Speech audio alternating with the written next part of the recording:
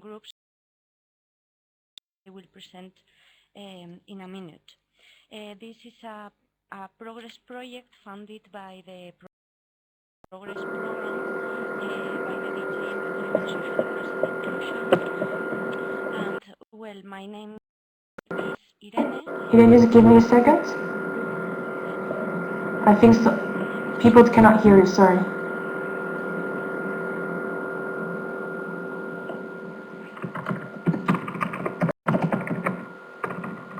You can hear me, don't you? Marina, can you hear us? And David? Okay, so the sound is better. Sorry, Irene. Back to you, sorry. And what about me? Can you also hear me? It's you, sorry. I can hear you. Okay. Yes, I also can hear a noise, but it doesn't. It's not too high for me. Okay. So well, I will explain a little bit. I work in Bolivian Star Research Institute. That it's a public institute belonging to the University of Valencia, and mainly we work in European projects with a social perspective, trying also to solve different problems in Europe and including the social perspective in all of them. So the project I am going to talk about is, as I said, the Progress Project, funded by the DG Employment, Social Affairs and Inclusion, that was developed during 2 years until 2013. What's this project about? This project is about the identification that there is a lack of support and training for people living in with people with Alzheimer's disease. Mainly, we identified that there were 3 problems connected. That was the problems related with the person with this disease, the informal caregivers burden, and also the lack of training of some formal caregivers or even professionals in other areas.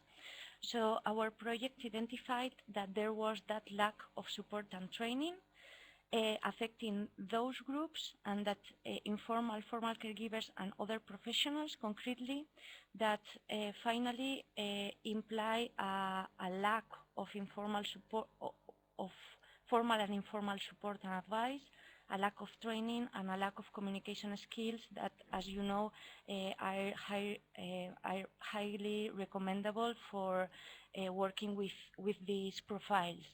And this implies that finally there is a caregiver's burden and non-appropriated care for people with this disease. And also there is an indirect impact that generates that situation generates and derivates in premature institutionalization, violence, social exclusion of both patients and informal caregivers. And with all these previous identification, we try to develop a project that could respond to all these needs. So our general objective was contributing to create synergies between those different groups, and to promote the reconstruction of social ties through activities focused on dependency and that could help to improve the care of people with Alzheimer's disease. Therefore, what we planned was developing and promoting theoretical knowledge about the disease, also creating practical knowledge, and promoting intergenerational activities that could put together the different stakeholders implied in the promotion of care. Talking about the different groups we were going to work with, we identify that on the first hand, people with Alzheimer's disease should improve or should increase their social relationships because they are usually isolated, especially when the disease is becoming worse.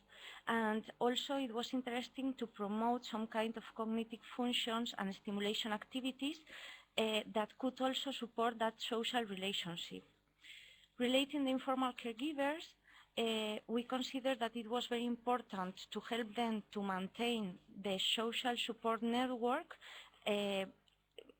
avoiding isolation, and also the creation of new social relationships that could support their role. And finally, we identify that especially in Spain, and I think in other countries is the same situation, there is a high number of people in risk in social and labor exclusion that could improve those parameters through working in the social and health sector. So what we tried was improving their employment opportunities, providing them training, specialized training, and promoting that social inclusion and labor guidance. What we did? First of all, we did a theoretical analysis of the situation. We worked both in France and in Spain.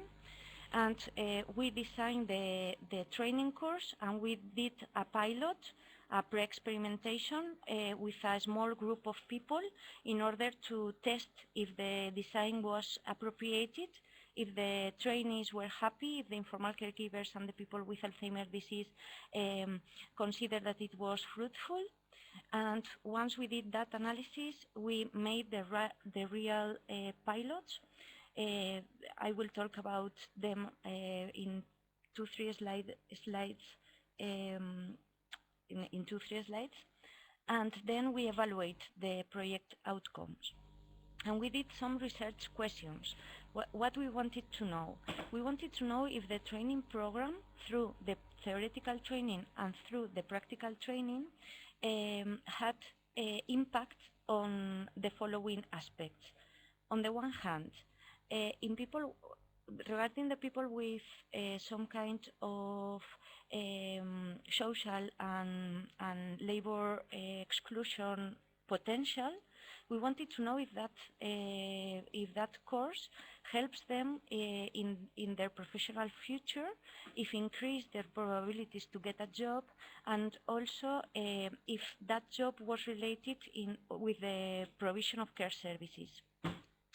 On the other hand, regarding the social network of people with Alzheimer's disease and the informal caregivers, we wanted to know if they receive more visits, if they went out more, if they reconstruct that social network that maybe they could have lost due to the disease. And finally, we wanted to know what was the perceived support of the informal caregivers, if they find out that they had more people to talk with and to express the problems they face and how to tackle them. In fact, what we expected is to have increase in the knowledge about the potential opportunities in the social and healthcare sector, to increase the skills of formal carers and professionals, and to increase that social support to informal caregivers. So the training content, Nu, could you tell me how much time I have left? Don't worry, just go ahead. Okay, perfect. So how we design the theoretical modules? We design it considering that this training program was supposed to be sustainable in the time, so we didn't want to create a very rigid one, but something that could be adapted to other situations and to other professions and to other contexts. So we design a general training and a specialized training. The general training are 4 modules that have the potentiality to be carried out with many different professionals and with different people all around Europe, because it talks about what's gerontology, what's the disease, what are the problems related with the informal care and the informal caregivers, and what are the support and services to be used in a context when the disease appears. The specialized training was designed including communication skills, musical reminiscence, and orientation to reality, because the people that was included into the that was selected to be trainees were people working in the tourist sector, people with some kind of musical training of background, and also social animators. So this second part of the training was just wait a minute, please.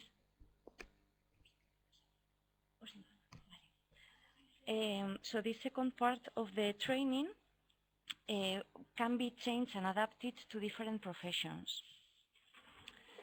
Well, the theoretical training was carried out during 30 hours, and later on some practical activities during 12 hours were undertaken, working with the families and people with Alzheimer's disease. And later on, we finally did the experimentation in Spain. And what were the conclusions we've got? This was a qualitative analysis of the outputs, and what for us was interesting was that the people with Alzheimer's disease increased the number of visits through intergenerational solidarity. Family members and neighbors were invited to those sessions with musical reminiscence, so people was able to sing songs together and remembering music from their familiar, social, and personal history.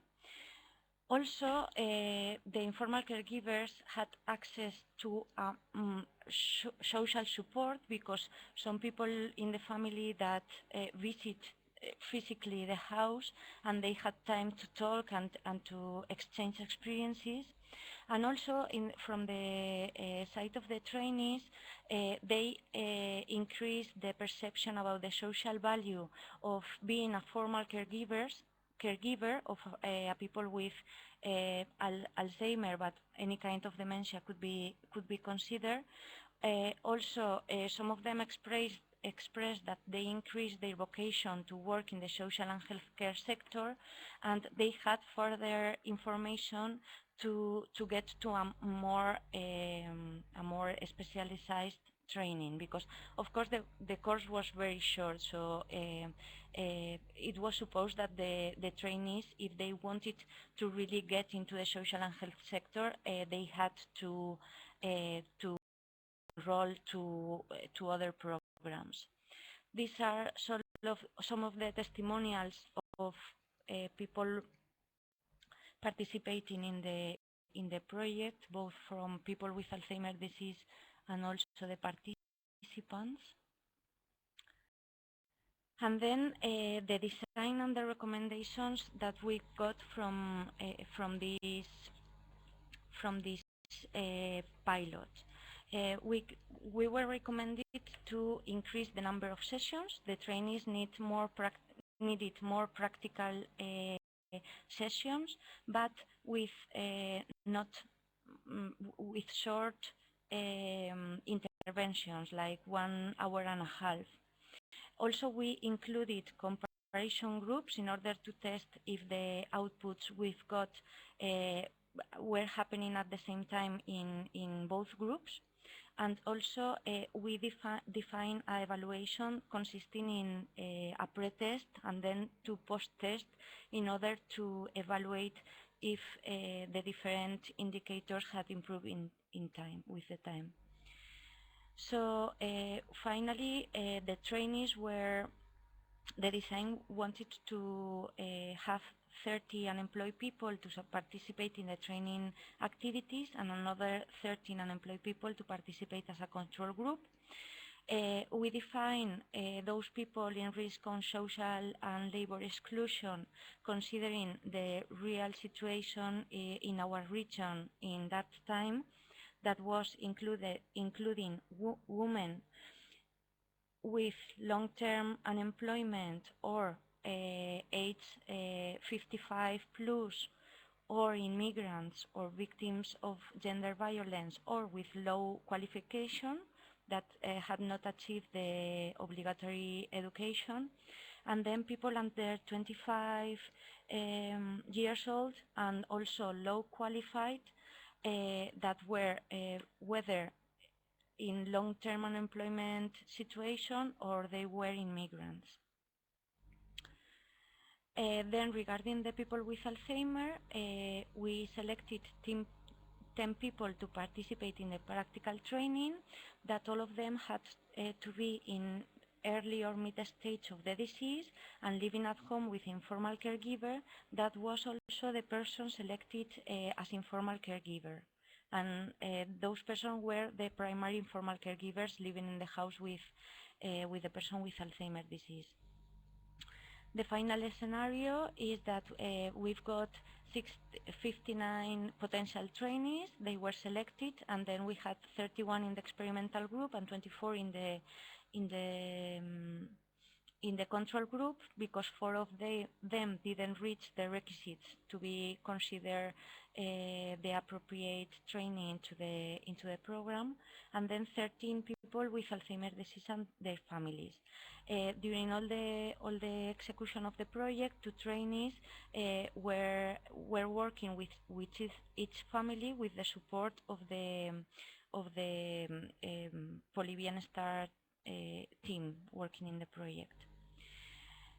So right now we are analyzing the proposals, the quantitative data, and what we want to do with this project is to create new proposals and to explore further how this program could impact on other groups. For instance, we think that it would be highly recommendable to develop an online training course, so people could get the theoretical training online, and this would decrease the financial cost of the project, and also be used in more geographical areas.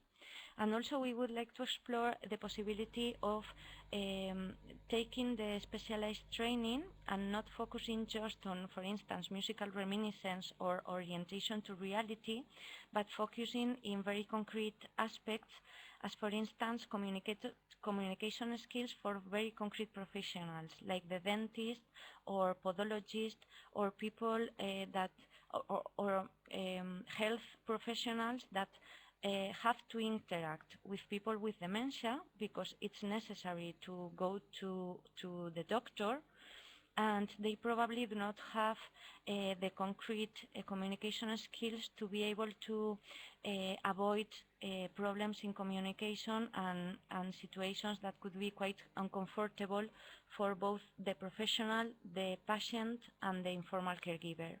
So we are working on that now, and I have finished the presentation. I will be very happy to respond to any questions the participants may have.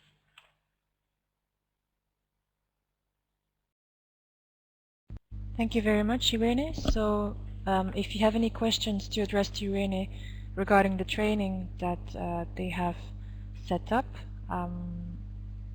we are just here to see if you have any questions. Marina Perrotta, if you have a question, I'll see if I can give you the word. Where are you?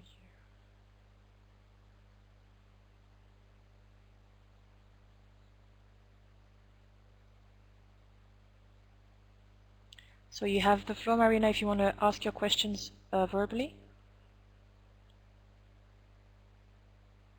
Anyway, maybe people want to have more questions as the webinar goes on, so maybe Yes, we can also respond at the end.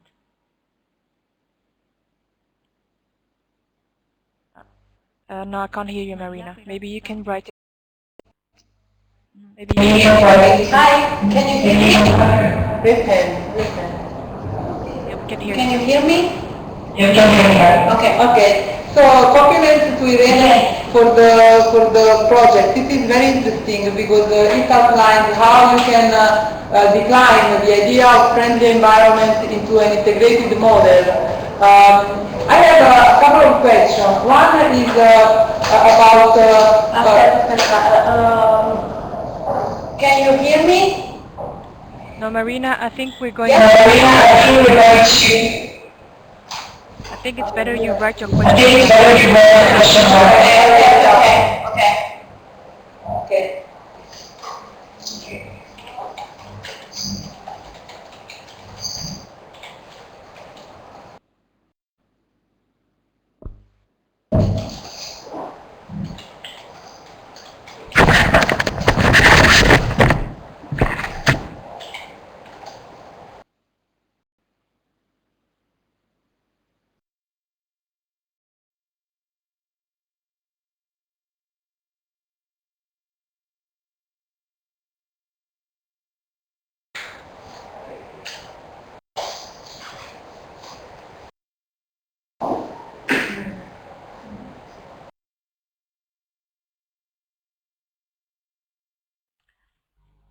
Um, Hi, Marina. I start responding, and I see that you are still writing, but I start responding. Yes, we have a vision on how we can target a complete community and how we can scale it up. What we want to do, and in fact we have been working on this and trying to get funding. We have sent several proposals to this to achieve this objective, is to being able to reduce cost. That's the first thing to do in order to really scale it up, because as it is designed right now, it is quite expensive because you need to train trainers, you need to pay the time of training, and then you have to design a very personalized practical training. From our perspective, the more important thing in this project, or the thing that you cannot reduce cost with, is the practical training. The trainees need to be working with the families with Alzheimer's disease with some specialists, and this is something that we cannot change. But we can reduce them through online training about the theoretical training, and we can also make a good follow-up through the online tools available nowadays. This is one point, reducing the cost that probably could be done quite well by using online training platforms. Then the second point is achieving good collaborating with social institutions, local institutions, both governmental and non-governmental, because the potential of the project is that you can really train many professionals to be able to allow that people, that families with this problem can have a normal social network relationships. For instance, this is quite related also with the line of research of tourism, accessible tourism of the Institute. We could train people with working in restaurants, for instance, because one of the problems that people have when there is a person with this disease in the family is that they do not go out anymore, because as the disease creates some behavior, change in the behavior that can be difficult to manage, and that can create social, I don't have the word, it can be difficult to manage, so people get strained when they face these kind of situations. If we could make available this course to all the touristic chain of providers, people could be, for instance, able to travel and to interact with people that knows how to react and how to communicate with this type of disease. So finally, I would say that the more important things is assuring the economic sustainability of the project and involving all the relevant stakeholders in the community in order to assure a good scale up of this.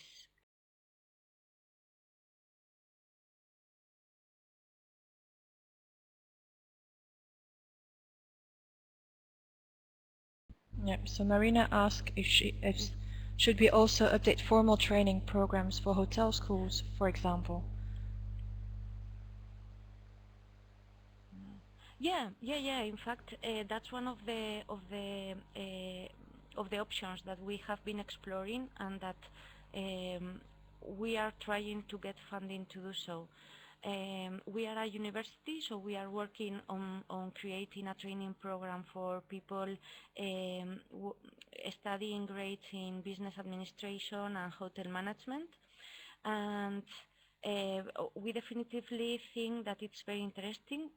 We would like also to create a network in Europe about people interested in accessible and social tourism to promote this training among the relevant stakeholders. And definitively, I think this could be a very, very interesting target group. Marina also asked if in our experience we think that the approach that target AD patients with a community will be as effective. I'm not sure if you are talking about people living in the community, like not living at home with an informal caregiver. And we really think that it could work. In fact, in the pilot, we worked with some people living in different settings, both living at home and living in institutions. We decided to work with families because we really wanted to have the experience from the informal caregivers. But of course that could work because finally in that scenario we would have also the people with Alzheimer's disease, and we will also have the trainees. So we will respond to two of the specific objectives.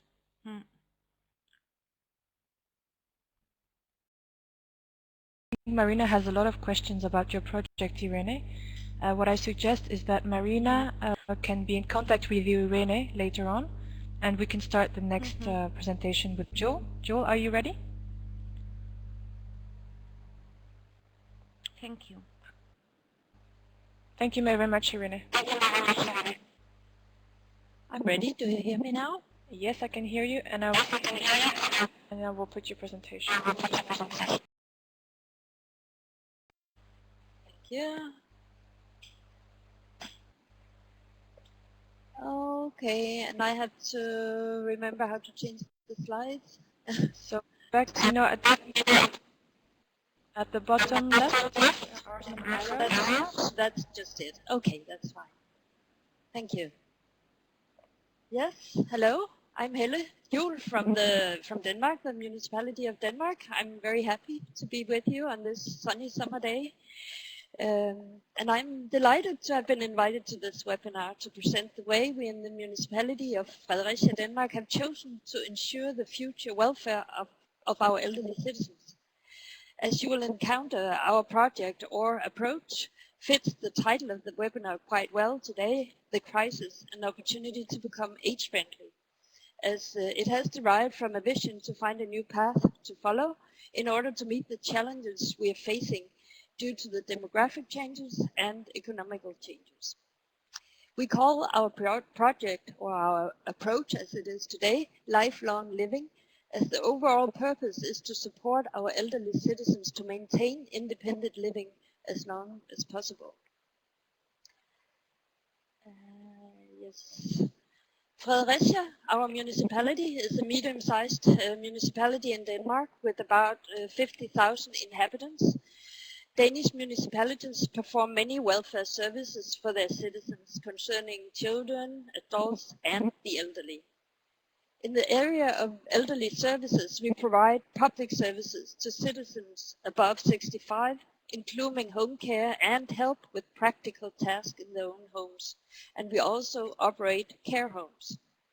We service around 2,300 people altogether, which corresponds to almost 25% of our older citizens. And we have around 1,000 full-time employees. The annual budget is around 53 million euros. But as I said, I'd like to talk about Fredericia's innovative focus on the elderly, through which we have consistently and successfully worked to enable our older citizens to manage their own lives as long as possible. This has resulted in more satisfied citizens with a better quality of life and better skilled and prouder employees and financial savings for the municipality.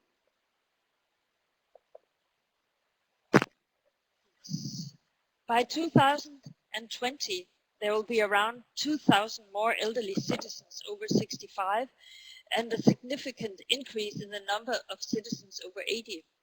Overall, here with us, we expect a 20% increase in the number of elderly by 2020. And this development will lead to considerable additional annual cost and will present an economic challenge for the municipality. Moreover, we expect a lack of care workers in the sector due to the fact that there will be less citizens in the working age. A projection of service consumptions made in 2007 showed that if we continued to do things the way we did, we would have to spend at least 6 million euros extra per year on elderly services by 2020. Money and personal resources that we simply won't have.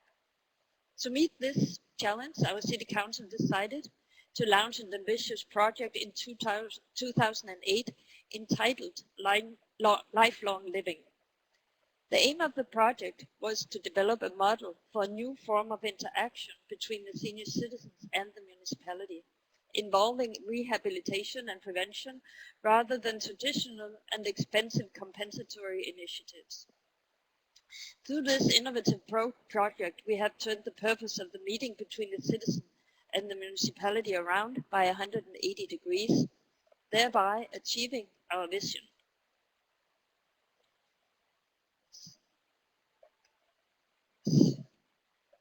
Our vision is based on a change in the way we look upon our senior citizens as resourceful, active people rather than passive patients. The intention is to change the conditions of future care by focusing on the resources of each individual and support help for self-help instead of providing compensatory and pacifying care. Our three overall goals are: 1, to ensure that the individual users of the local welfare services experience a high level of satisfaction. 2, that our employees thrive and develop their skills to the benefit of the users. And 3, we want to ensure that the local financial performance is improved, enabling us to provide more welfare for the same amount of money. We want to achieve a change in paradigm. Instead of the late meeting with the elderly residents, offering passive care, often leading to deterioration of resources and functionalities and an increase in the need of care, we now proactively plan an early meeting with the resident, focusing on their resources and strengths rather than on their weaknesses and limitations. Instead of creating dependent long-term relationships from the beginning, as we did before, the services now support senior citizens in living their own independent lives with a high degree of self-care for as long as possible. We have had a tradition of working in the smallest circle in this model, offering most of the heavy and expensive compensatory services.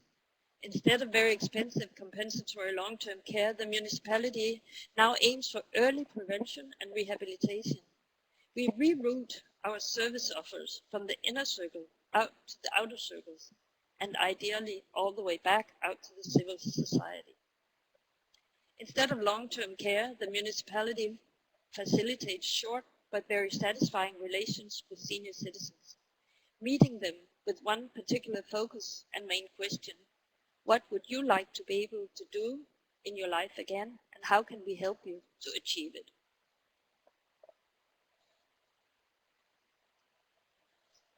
As you can see, the project, the approach, Lifelong Living, is divided into several sub-projects, ranging from everyday rehabilitation and home care training to health promotion for the over 65s. However, today I'd like to focus on just one of the sub-projects, everyday rehabilitation, targeted our elderly citizens who request home care support. Everyday rehabilitation is an example of a new model for interaction between the elderly and the municipality. The objective is to maintain physical, social, and cognitive abilities of the elderly in order to postpone age-related weakening. Citizens requiring practical or personal assistance are offered to join an intensive rehabilitation program in their own home, where they are trained to regain the ability to perform everyday tasks themselves. The program is conducted by home trainers under the guidance of cross-professional teams with occupational therapists, visiting nurses, and physiotherapists. Previously, we only offered these elderly compensatory care, which often meant that they lost even more everyday functions, and their need for help almost always increased over time. After the intensive everyday rehabilitation program, the elderly's need for practical and personal assistance now drops off significantly. We are often asked about the reasons behind the successful shift in our elder care in Fredericia.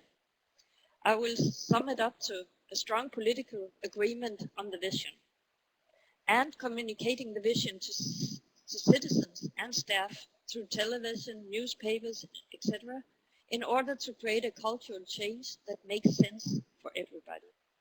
In doing so, we focused on spreading the positive stories told by the elderly, their relatives, and the employees.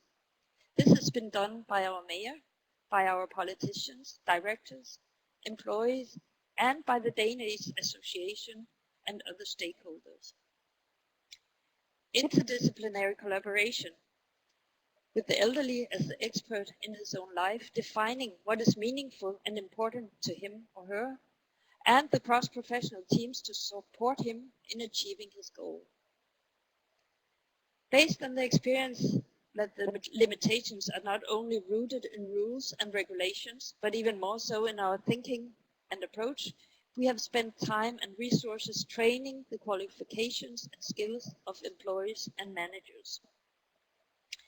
External evaluations and persistent management focus in order to adjust, develop, and widen out the model along the way has been crucial for our success. Here we have an example of an 80-year-old woman who joined the Everyday Rehabilitation Program.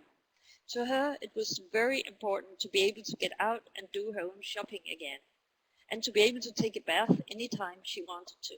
In the beginning, she didn't quite believe in it herself, but as you see, she did achieve her goals, and in fact, her family was stunned when they met her in the store one day, and Mrs. Olsen was proud and happy. We have had the Danish Institute for Health Service Research evaluate our project. Using the before and after design, they've conducted a register-based study. The evaluation shows that we have cut back on the number of visits and the length of the visits. After joining the program, 45% do not require assistance anymore, and 39% need less assistance than they originally requested. The results have led to a decrease in the total cost for our elderly by approximately 2 million euros per year. Our new approach has made it very clear to us that age does not in itself mean weakness and limited resources, and the assumption that the elderly do prefer independent living as long as possible has certainly been confirmed. The municipality of Fredericia has received 3 prizes for lifelong living, and we've also been introduced on the Danish national budget in terms of being a role model for Danish municipalities on how to work with elderly care. The transferability of the method is high within Denmark. 96 out of 98 municipalities now offer an everyday rehabilitation program, and Norwegian municipalities are very interested as well.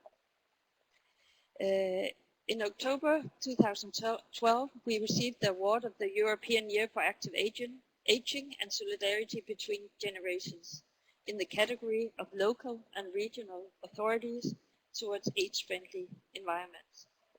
We are very proud of that and very happy to share our experiences. We do have a website where we have gathered some material on lifelong living, contact information, etc. And you will be able to find a few things in English. And thank you very much for listening. And if you have questions, I'll be very pleased to answer them. Well, thank you very much. Sure, it was very interesting. So Christina from CMR has a So how did you mobilize the political support in Denmark for the project? How did we mobilize the political support? Well, I think we were lucky to have some politicians in the beginning who really believed in this way of doing things, and they believed in letting the professionals do their work and give them room to experiment with new ways of doing things. The professional managers, the nurses, the occupational therapists, physiotherapists, and so on, invited the politicians to go to other places, other countries. They went up to Sweden and see how they were working with things up there. And we happened to have politicians at that time who really trusted our professional management, and they gave them some room to experiment. And with that, I mean, oftentimes the politicians are busy commenting on things in the newspapers and television, even here locally, if we experience problems. But they were being quite quiet about things and very supportive for a while. They kind of made an agreement that we needed time and space to develop this. Yes, I think that's been very crucial, and I can't say exactly what happened. It's been very lucky, and since it started, the political scene here with us has changed several times. But I usually say that no matter who is in office, they all think that they invented this idea, and that's just really nice and important for us.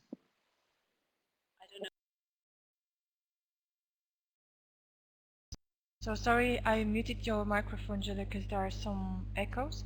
So Verle asked, is the amount of help enough for what you have for the moment, or do you think you would maybe increase the amount of help? Is the amount of help enough? I have to understand the question, right? Do you hear me properly now? Okay, that's good. That's good. Well, we do change. How do I say it? We assess the elderly all the time if they still need help. Our nurses and therapists and caregivers adjust the time provided for each citizens all the time, along with if they lack functions. You know, even how hard we try and how hard we work with this strategy, they are elderly people, and at some point it will go downhill, unfortunately. And that's part of this project. We want to save enough money and time for the personnel to really spend it on when you need more help and support. So it's not so that it's limited forever. It's all along. It's adjusted all the time to what is the need. Is that an answer to your question? Vela, I think you answered. I can't hear you properly. Try again. Hilla, Jule, I will unmute your microphone when I speak because I think there's an echo when I speak. So when I speak, I will try to mute you at the same time. So the other question is, how long does it take you for you to, when did you start setting up the project, make the implementation, find the support, and make the whole implementation and scale the thing up?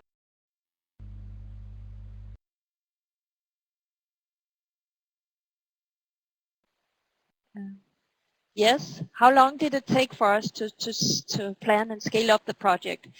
We started in 2008 with a small team of just 10, 12 caregivers, one nurse, two occupational therapists, and one physiotherapist. That was a small limited team that got some more education, and they started out providing this home care to all newcomers, all the elderly requiring help for the first time.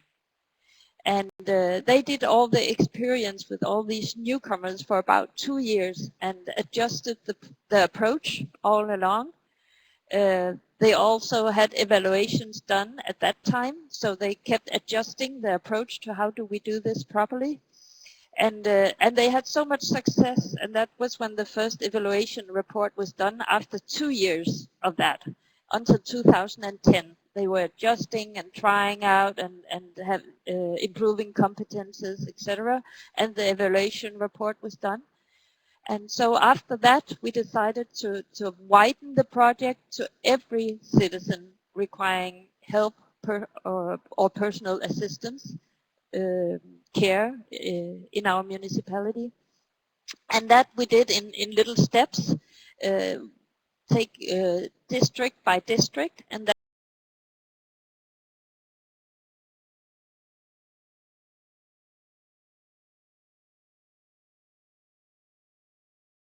project to have everybody told to do this and have make this cultural change come through. And of course, we are still that's an ongoing process, and there's still always more to do to get better at it. Right now, we are actually working on how to involve the relatives more. Instead of just working with the elderly, we are trying to widen the project to always be sure to invite the relatives to be part of this process, because we know that they are crucial to the effect for the elderly. How do their relatives support this way of giving care? And yeah, so that's just one of the things we are still working on.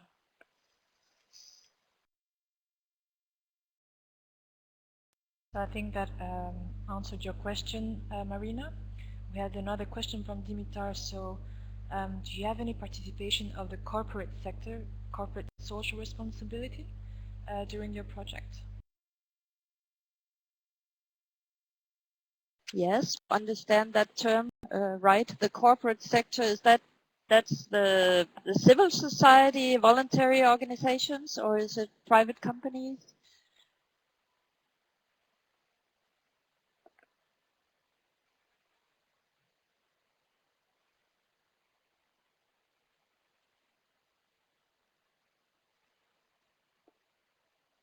So you're asking about involvement of private companies, is that right?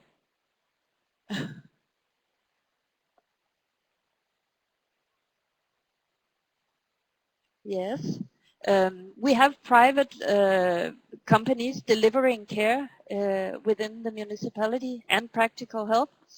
And we have 4 private businesses right now also providing a smaller part of our care. And they are providing this kind of training as well. The very specialized training or home care everyday rehabilitation is only done by the team in the municipality. but those who don't become self-reliant after that, they can also receive care and help from private businesses, and they are asked to work, not only asked, but in the, what do they call it, the material that they sign to have an agreement with the municipality. They sign and agree to work in this way, and we also take their employees in the schooling and the courses for this project, and we provide physical therapists, etc., for their caregivers. But of course, we have a challenge as being a private business. It's maybe not on their top agenda to save and deliver less care. You know, that's a big discussion in this country right now, because that's not always their top agenda, because they make money on what they deliver, of course. And this project, this approach, asks everybody to always adjust what is delivered to what is needed. Was that understandable?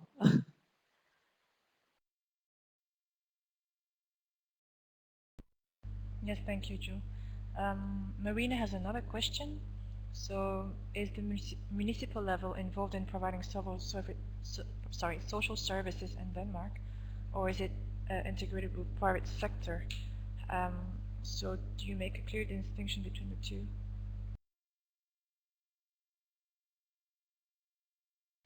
Social services, they are provided by the municipality, and we have a how do we call it, a team that takes care of the legislation to assess if what kind of help you need.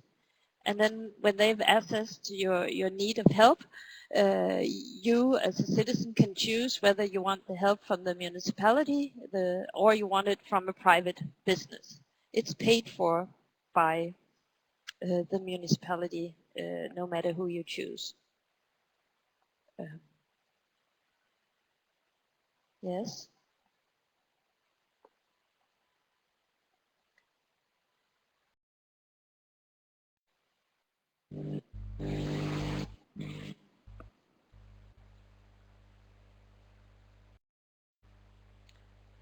I think we have no more questions for Jewel. Well, if you have any more questions afterwards, okay. I'd like to ask Jewel if there's any branding policy in Fredericia for private companies which work with these objectives. Augustine, what do you... Jewel, do you understand the question, or would you need more precisions?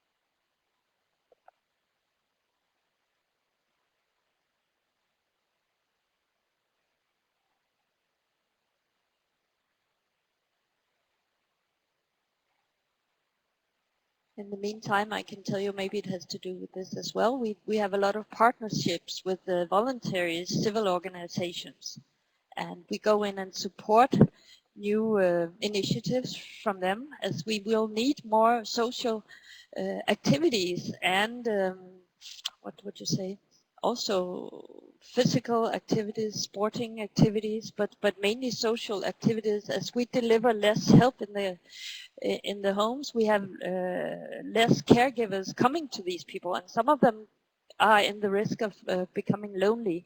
So that's quite a big part of the project as well, to support our volunteer organizations and make partnerships with the Danish Society, for example, to start new initiatives to make people come together and meet their social needs. Yeah.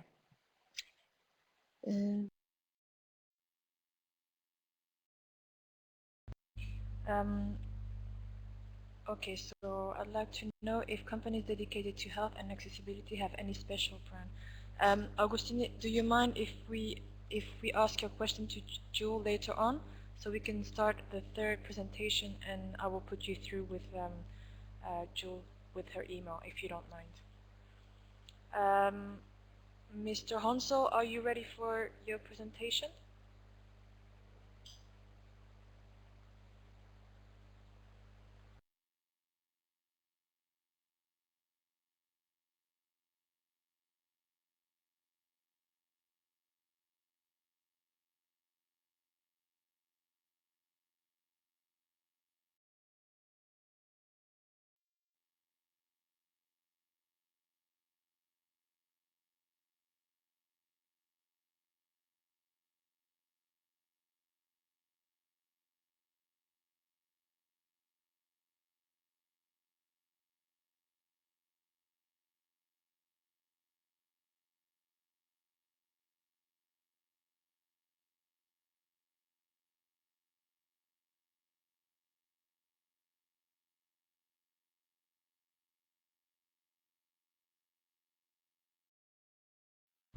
Thank you very much, Jill, for your presentation. I think you will receive more emails with questions, and we'll try to be the intermediate between you and the participants. Mr. Furio Hansel, are you ready for your presentation? No, I cannot hear you. You have to put your microphone on.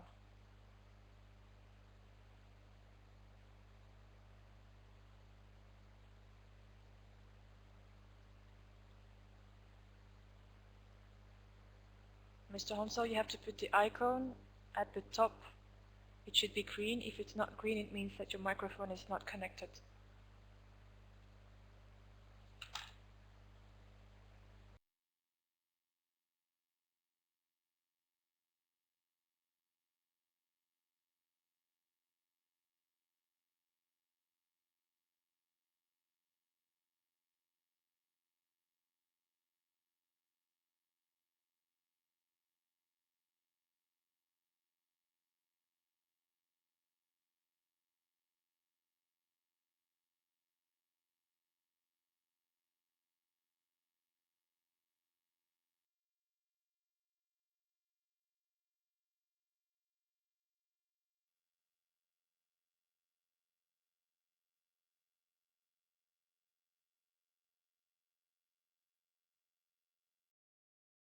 So we are a bit lagging behind. Hello, can you hear me?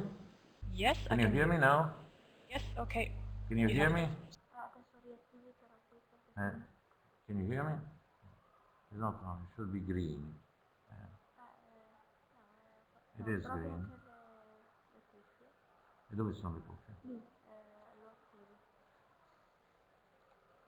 Hello, can you hear me now? Can you hear me? Yeah, yes. Okay, so you can hear me. Yeah. Is that right? But I cannot hear you. Okay, good. Now everything is working fine. So good morning to everybody. Thank you very much for having invited me to this web seminar. I am the mayor of the city of Udine. I will tell you something about my city. So this is just a picture. This is some event that we had, sporting event, and this is essentially what a mayor has to do in order to balance in such difficult times. So that is essentially me. We have an economic downturn, recession, of course, austerity, a lot of political dissatisfaction, and of course, there are many anti-politics movements. And because this recession, what it does is essentially increases dramatically inequalities and inequities all over the spectrum. So it's not that everybody is worse off, but there are the distances between those that are better off and worse off are increasing. Now, of course, urbanization is one of the challenges. So what you have to do in order to deal is essentially to know your city. Like, for instance, my population, as you can read here, is 100,000. Although as far as social services, we have to cater for a larger area that brings us to about 160,000. Here are some of the numbers. So this is the liters of water per day. This is the average age. This is the average, of course, volume per person. Now, 1 to 4, this is the percentage of the elderly people over 65. So we have 25,000 people over 65 in our, here the number does not appear, but we have an old age index of 211, meaning that for every 100 children under or youngsters under 14, we have 211 elderly people over 65. Now, this might seem a dramatic age bomb, but in fact it is not so, in the sense that it has been the same for the past 15 years. So simply this is telling us that what we are doing is essentially have to cater for a city that has a very important segment of the population, which is precisely the elderly people. Here, 1 out of 8 are the over 75. Currently, we have 68 out of 100,000 who are over 100 years old. Now, I have also numbers in my political agenda. So here are some of the numbers. I have signed this 2020. I have signed the Covenant of Mayors, and here is so between by the year 2020 we should reduce by 20% the emissions of CO2 emissions from fossil fuels. Here there's another of the targets we have set having to do with the mobility. But of course, this is just an example of the kind of issues that one has to address, but also the kind of quantitative approaches that we have taken. So one of the inspirational actions is this very interesting book that I have been reading a few years ago, The Spirit Level. So why equality is better for everyone.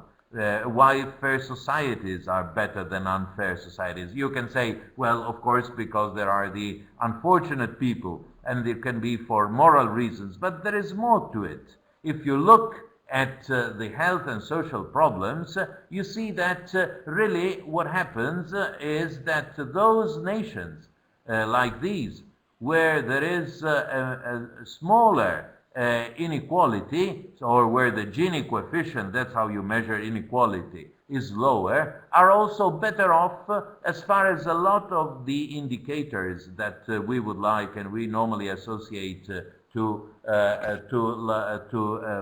what is welfare. While those nations that are where there are stronger inequalities are worse off in all these respects. And this means that when societies are unjust, when they are not equitable, then also the privileged people are worse off. Now, of course, here I always recommend to look at what are, to be very, very careful at percentages and so-called statistical. We have really to look into the details, because of one of the, my city has joined the Healthy Cities movement, and one of our targets has been health equity. There are very strong differences if we disaggregate data. So one has, of course, to look into the numbers, look into percentages, but always be aware that data must be disaggregated. Now, of course, one of the ideas is to improve the quality of life, is especially to try to promote healthy lifestyles. So one of the ideas is to make accessible healthy food and possibly also organic food to everybody with sort of 0-kilometer markets, because one of the problems of healthy food is that often it is more expensive than junk food.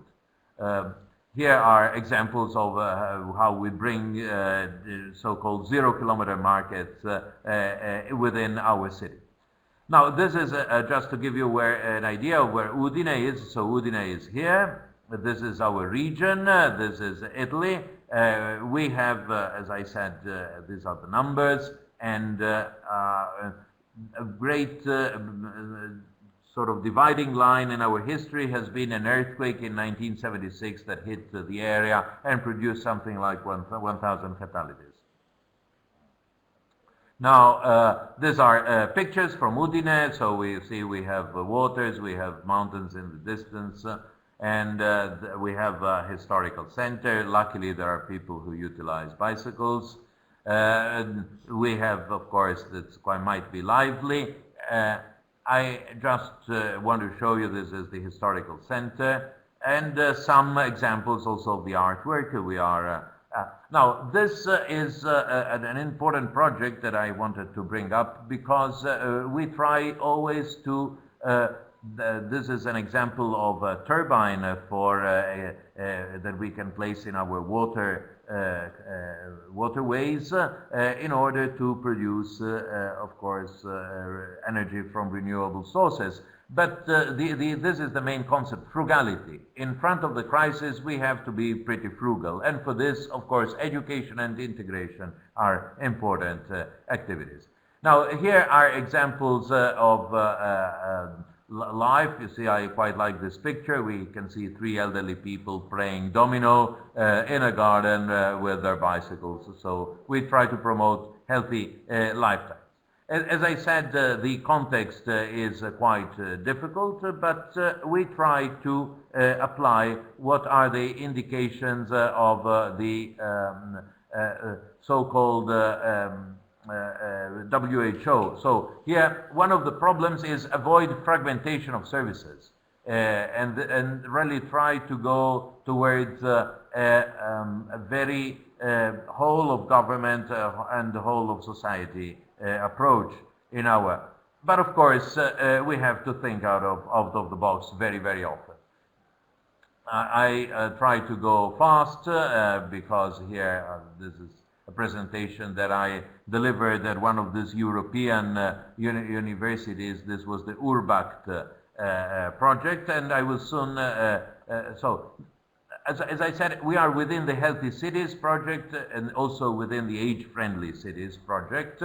And other are the networks, European networks, where we are involved.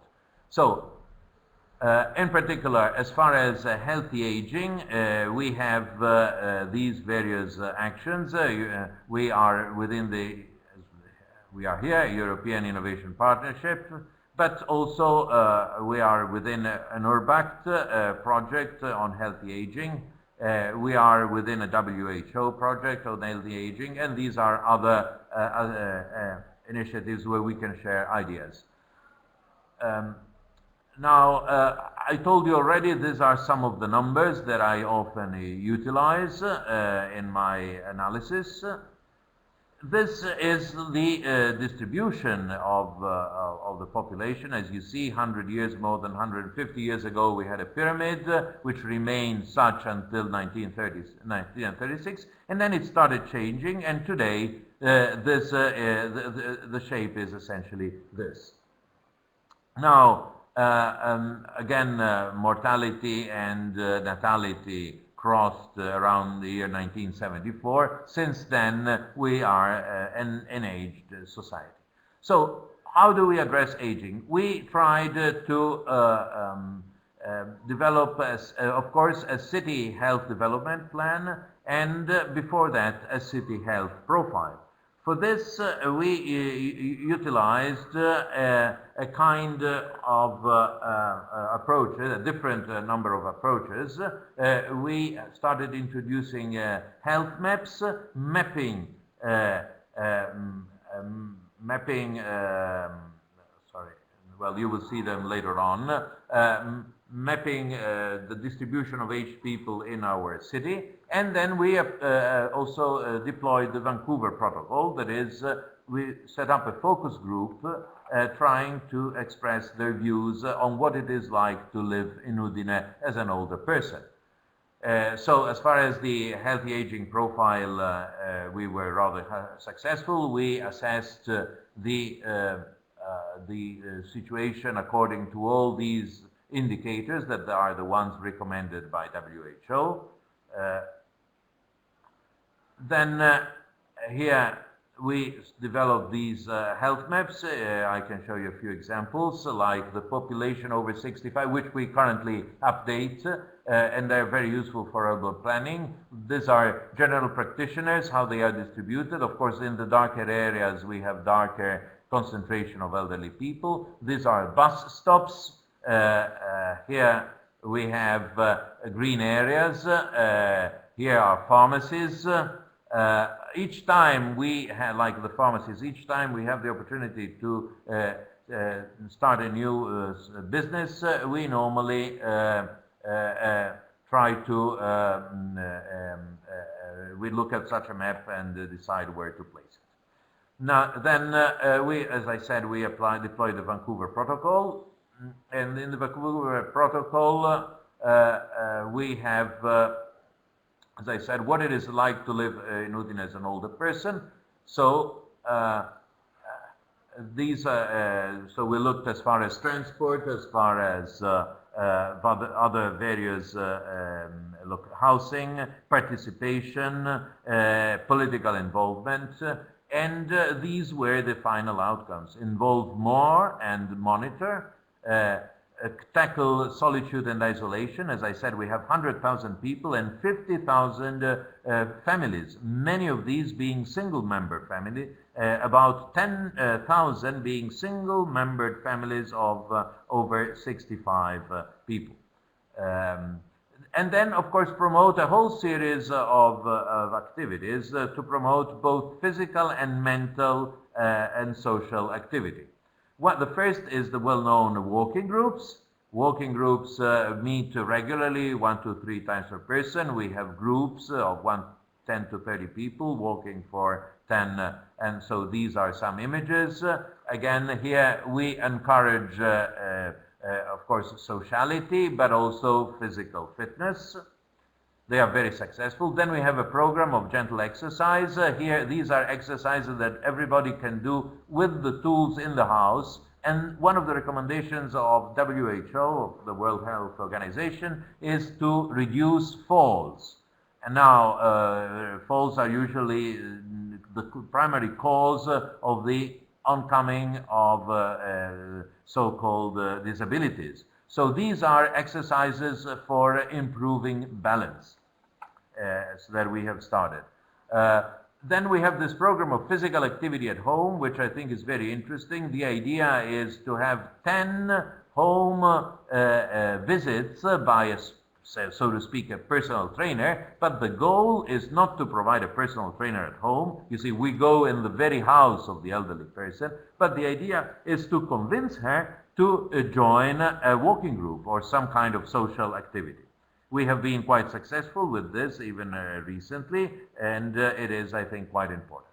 Then, again, these are programs of keeping physically and mentally moving, and of these, an interesting example is this walking to school, which is an intergenerational activity. You see elderly people help our children to walk to school, which is very good for everybody, and also it allows to do a lot of urban planning.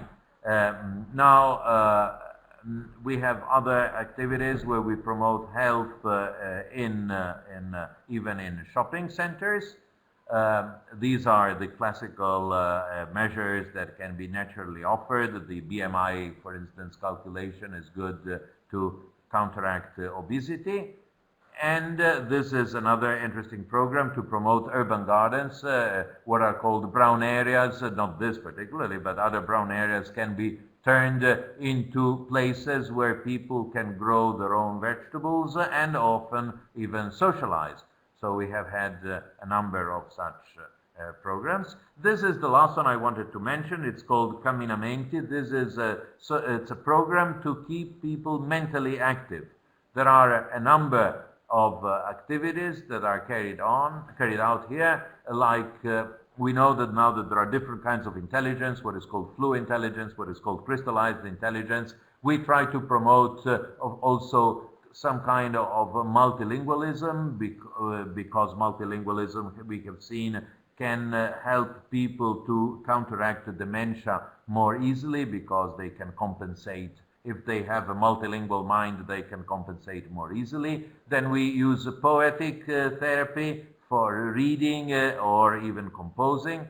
And as you can see, a number of activities that have been started.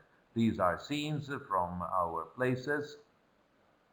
Here, as I said, in the Pedibus, we often utilized the feedback from the walk to school program to improve the quality of the city.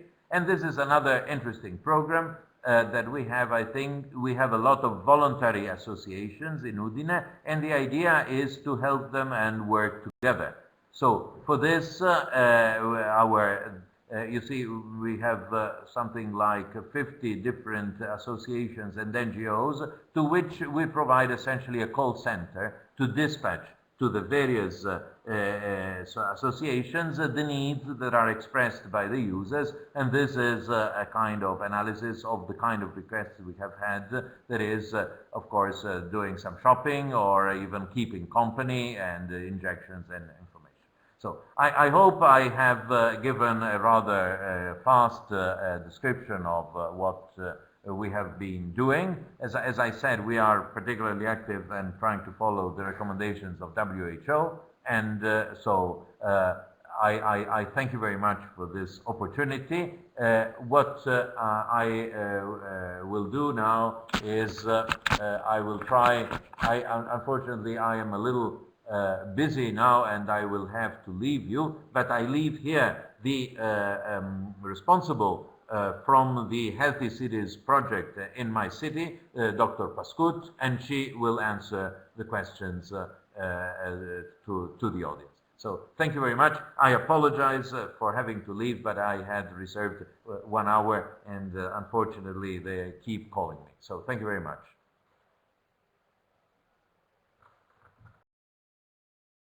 Thank you very much, Mr. Hansel.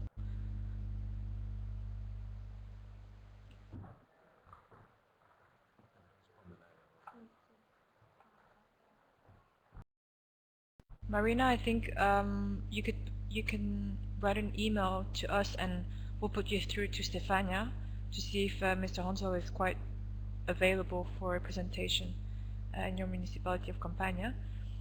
Are there any other questions regarding Udine?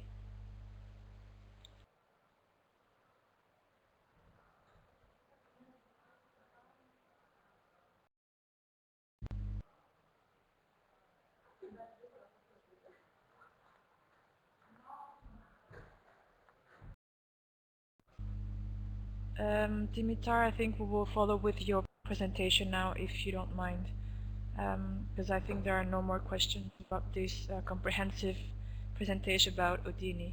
Very impressive. Maybe I just would like to add, I know that the presentation was very complete of every initiative that we carry out at the local level, but probably you could be much interested in the last 2 experiences we mentioned, which were Move Your Minds on the Move and No alla Solitudine, because they are the real initiatives where voluntary work is very much involved, because we have many also single citizens, but associations and volunteers that are usually giving their time and their energies to follow elderly people and help and give support to families and to caregivers. So if you would like, you can just contact me also by email asking for some information if you are interested in these 2 final projects.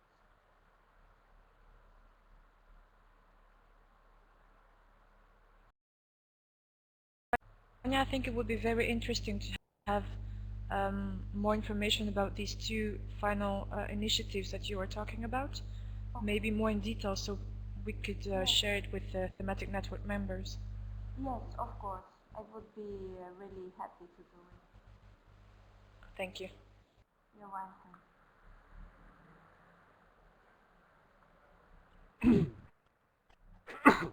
Okay, goodbye everybody. Everybody listening to me? I hope so. Greetings from the sunny Sofia. 25 degrees, very nice. Very nice weather. And I have the honor and the pleasure of general Bulgaria. This first time I'm participating as a presenter from the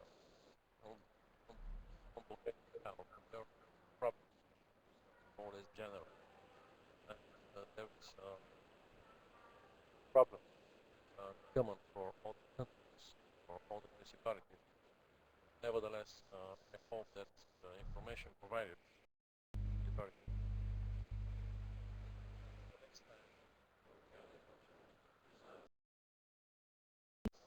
Dara, I think there is a slight problem with your microphone because we don't hear you. Oh, okay, wait. Better? On and off all the time. And it's very low.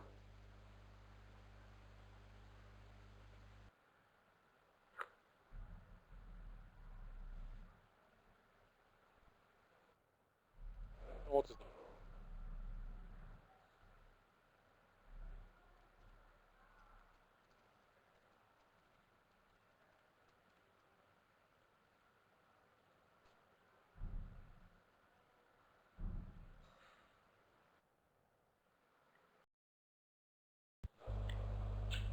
Just try to go on and speak, and let's see if it's still going on, the problem.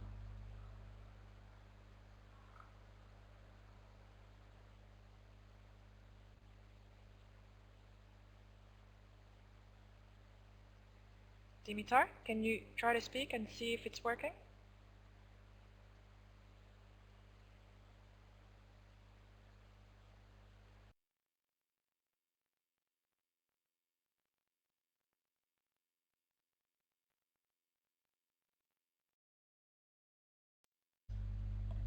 Dimitar, can you hear me now? Or maybe let's try to go on.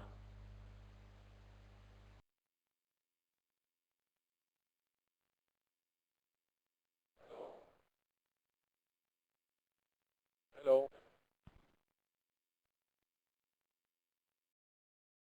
Yes, we can hear Hello? you. Just yeah.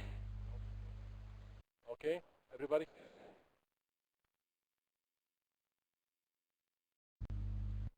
We can hear you. Presentation is going.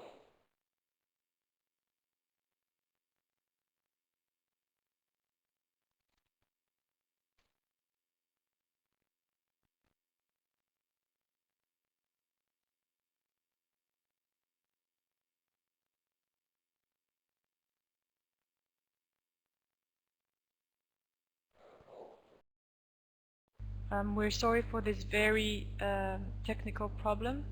It was working yesterday, so let's see if we can fix it before very soon.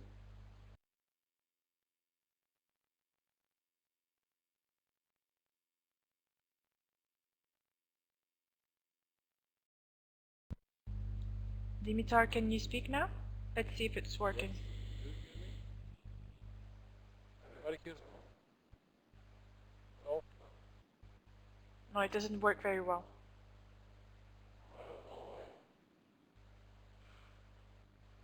Microphone.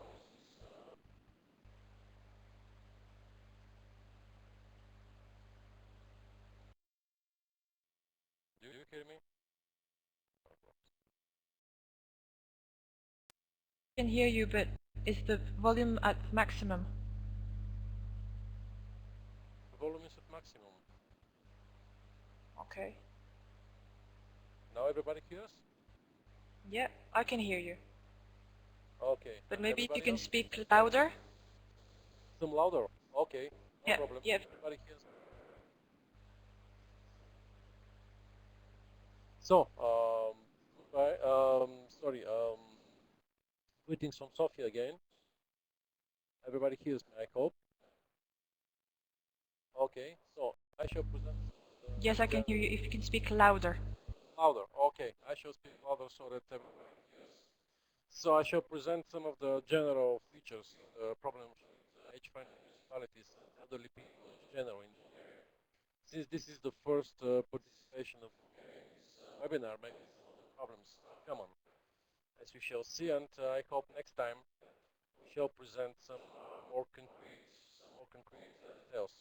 Firstly, some background information. As you can see, they are more or less common for all the countries in Europe. We have very heavy problems with national social insurance, very low money received by the elderly people.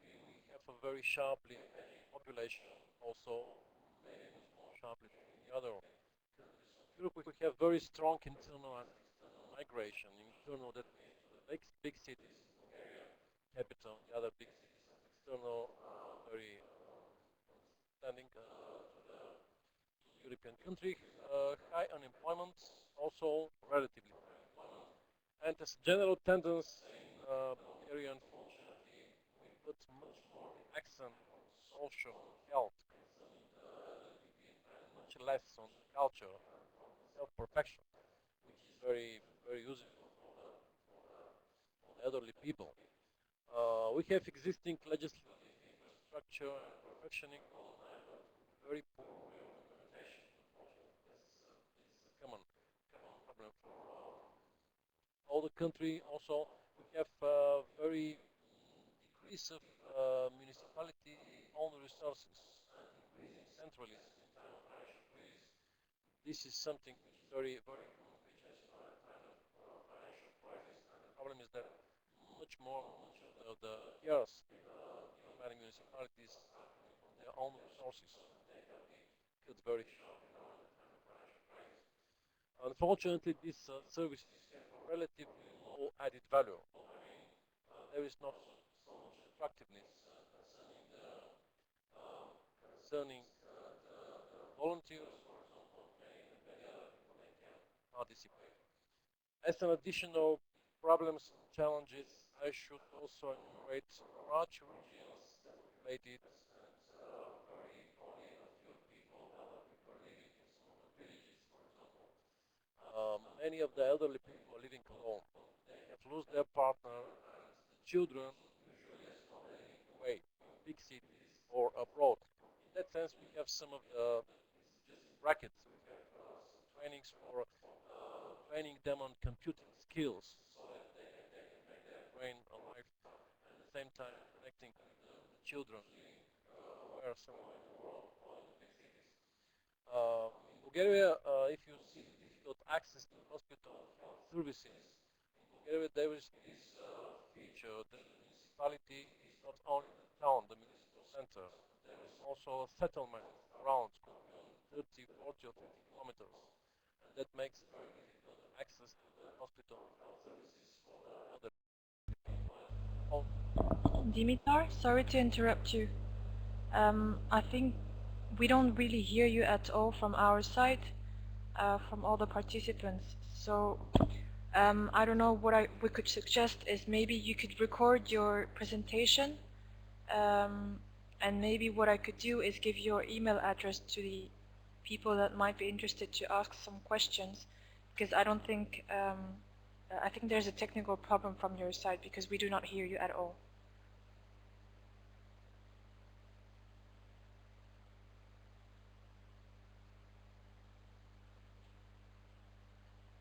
Well, the problem is that there is a problem of on and off sounds. But everybody is on. I think it's everyone.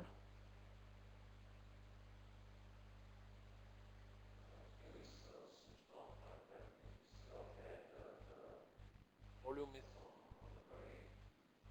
very max.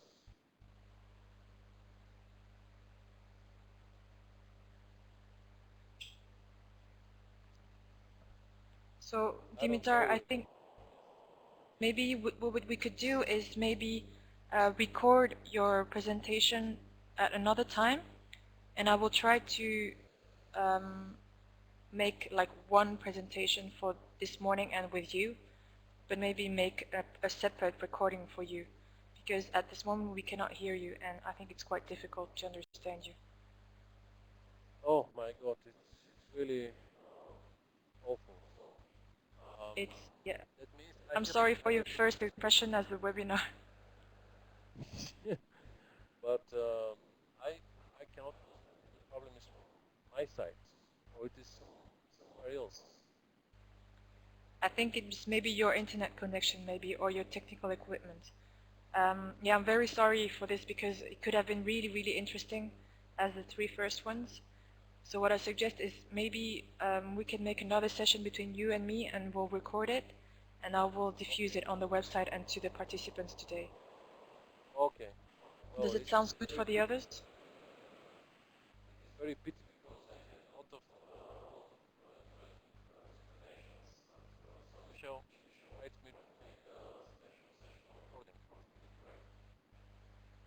Okay. So if other people have questions for Jewel or Stefania from Udine, please ask them now. Otherwise, I mean, we could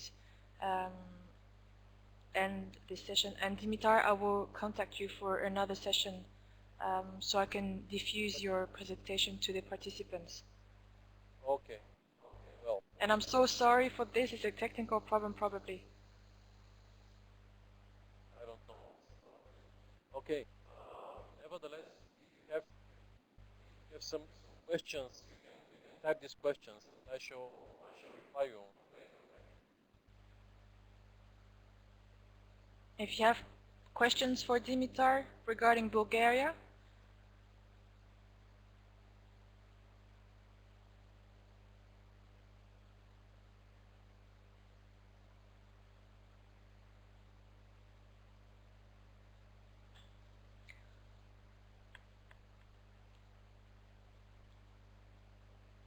just to let you know, our 3rd webinar will happen in September, 22nd of September, and will deal about silver economy. So if you have any contact you would like us to contact for an intervention, do not hesitate to send me an email.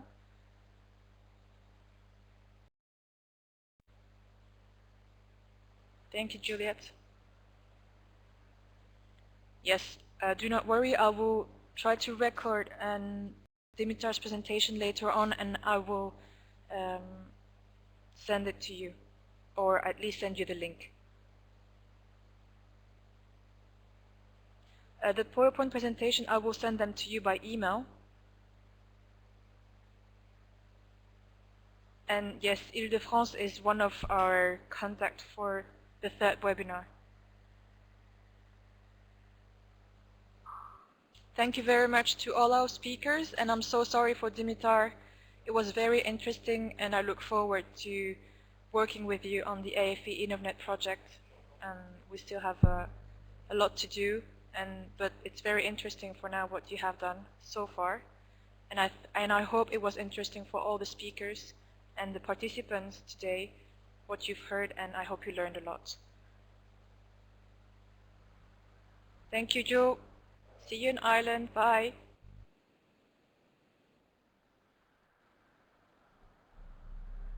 Thank you so much to all of you. Thank you. Bye.